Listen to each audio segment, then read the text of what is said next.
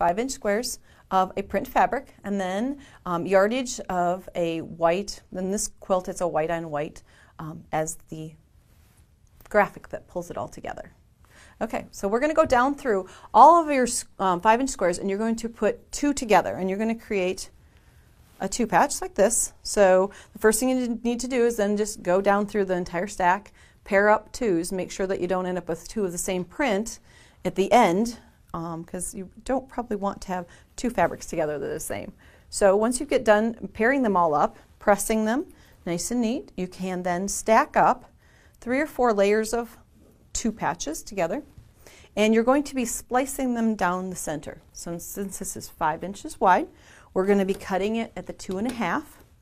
So I've offset these by about 1/4 inch just so I know that I have all of them nice and squared up. Then we're going to take a ruler in and we're going to cut 1, 2, and 1/2. So the 2.5 line is along the cut edge here where they're all matched up. And I'm just picking a random horizontal line then to match the seam line of the top piece here.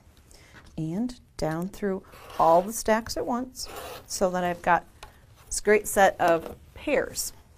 Now we don't want to stack them on top of each other because when we pull this apart, what we're going to be doing is adding a white rectangle down the center, down through all of these and making these into blocks.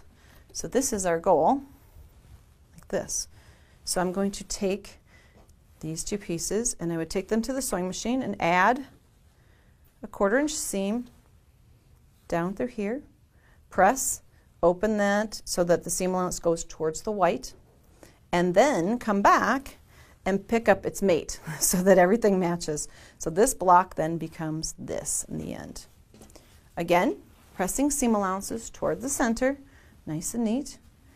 And when you're working with that, then you can also see when you add the second side, the little way to keep track that makes sure this seam goes continuous across and doesn't slide to one side is to match up the seam allowance here with the front face here so that you know when you open this, the seam will look like it's going straight through the block. Okay, so we're going to create down through all of our pairs, we're going to create this block. And then you'll see that we're going to be joining block to block, and then we're going to create rows within our quilt, and there are wider sashing strips that run horizontally across the quilt.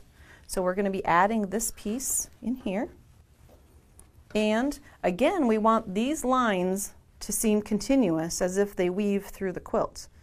And in order to do that, we're going to flip our fabric over to the wrong side. White on white can be sometimes of a challenge to make sure that you've got the right side of the fabric, but double check. And you're going to come in and you're going to use a marking tool, and you can make small little like registration marks in the seam allowance. Oops, here we go. So I would mark here, here, here, and then off this one all the way along so that I can match, so I know that this is going to be in place when I sew them together, right sides together, which would be like this. And you'll see the seam and your little matching spots there.